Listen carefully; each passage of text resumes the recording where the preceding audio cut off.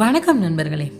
மனசுல இருக்கிற வழியை விட அந்த வழியை மறைக்க போலியா சிரிச்சு நார்மலா இருக்கிற மாதிரி காட்டிக்கிறது அதை விட அதிகமான வழியை தருதே அப்படின்னு நம்ம ஃபீல் பண்ணியிருப்போம்.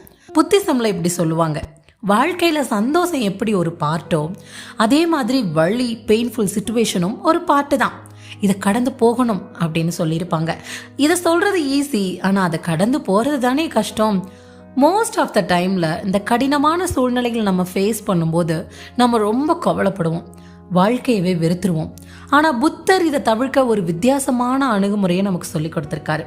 இந்த பெயின்ஃபுல் சிச்சுவேஷனில் நாம் கஷ்டப்படுற அந்த எக்ஸ்பீரியன்ஸை யூஸ் பண்ணி வாழ்க்கைக்கு அர்த்தம் கொடுக்கறது போல் மாற்றிக்கிறதுக்காக.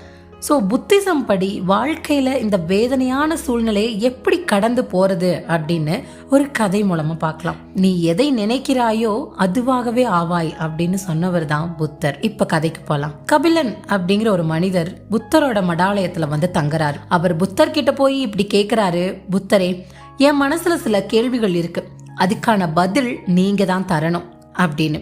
புத்தரும் சரி கேளுங்க அப்படின்னு சொல்றாரு.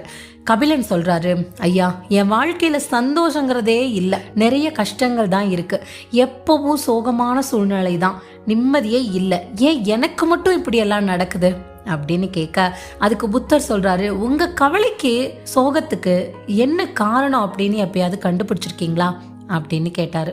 அதுக்கு கபிலன், அது தெரியாம தானே ஐயா நான் உங்களை தேடி வந்திருக்கேன் அப்படின்னு சொல்ல, புத்தர் சிரிச்சுட்டே சொல்றாரு, கவலை கஷ்டம் இதெல்லாம் உன்னோடது, அப்ப அதுக்கான காரணத்தையும் நீங்க தானே தெரிஞ்சுக்கணும். மற்றவங்க மனசுல என்ன இருக்குன்னு தெரிஞ்சுக்கிற ஞானி நீங்க, உங்களால தெரிஞ்சுக்க முடியும்ல அப்படின்னு கபிலன் சொல்ல, புத்தர் சொல்றாரு, இதுதான் உங்க பிரச்சனையே. மனிதர்கள் அவங்களோட கவலையிலிருந்து காப்பாத்துறதுக்கு யாராவது ஒருத்தர் வருவாங்க அப்படின்னு காத்துக்கிட்டே இருக்கிறாங்க.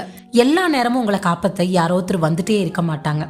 உங்க ப்ராப்ளம்ஸை நீங்க தீக்கணும், அதுக்கு உங்க கவலைக்கு என்ன காரணம்னு கண்டுபிடிக்கணும். பூக்களை எப்பயாவது உற்று பார்த்துருக்கீங்களா அப்படின்னு புத்தர் கேட்கிறாரு. அதுக்கு கபிலன், பூவை பார்க்காதவங்க யாராவது இருப்பாங்களா ஐயா?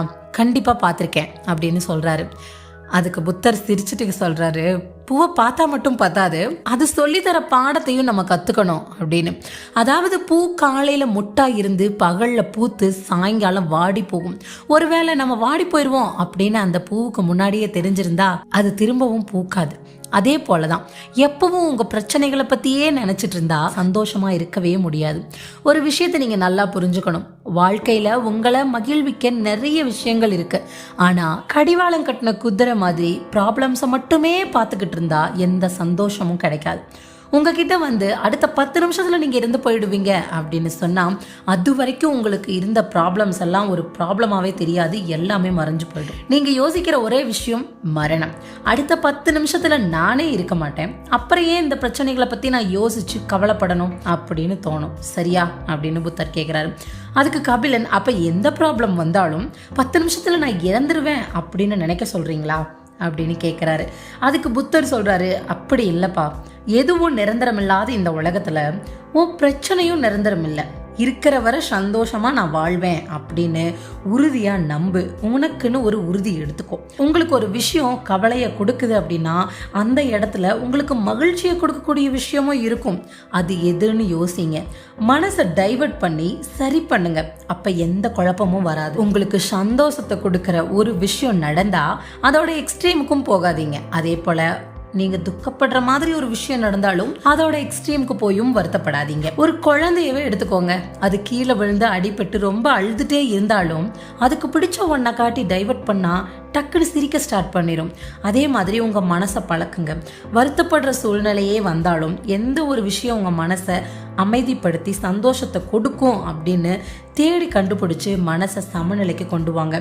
என் வாழ்க்கையில சந்தோஷம் நிரந்தரம் இல்லை அப்படின்னு ஃபீல் பண்ணாம கவலையும் துன்பமும் கூட நிரந்தரம் இல்லை அப்படின்னு மனசை பக்குவப்படுத்துங்க. உங்க பொக்கிஷமான டைமை தேவையில்லாத கவலைக்கெல்லாம் வேஸ்ட் பண்ணாதீங்க. ஒரு விஷயம் நடந்துருச்சு, அது பாஸ்ட், அவ்வளோதான். நீங்க ஒவ்வொரு நிமிஷமும் நினைச்சு வேதனைப்படுறதால மட்டும் அந்த டைம்ல எனக்கு போய் உங்களால் அதை மாற்ற முடியாது. ஆர் ஃபியூச்சர்ல ஒரு 2 மாசம் கழிச்சு அந்த விஷயத்தை நீங்க நினைக்கும் போது இப்போ அனுபவிக்கிற வழி அப்ப இருக்காது. ஸோ மனசை கட்டுப்படுத்துங்க, மனசை ஒரு குழந்தை போல மாத்திக்கோங்க. சந்தோஷம் வந்தாலும் எக்ஸ்ட்ரீம் போகாதீங்க, வருத்தப்பட்டாலும் ஆழ்ந்த வருத்தத்துக்கும் போகாதீங்க. இது போல செஞ்சு உங்களோட கவலைகளை ஓவர் கம் பண்ணி வாழ்க்கையில எது சந்தோஷத்தை கொடுக்கும்னு தேடுங்க. பிரச்சனைக்குள்ளேயே சிக்கி தவிக்காதீங்க. நன்றி.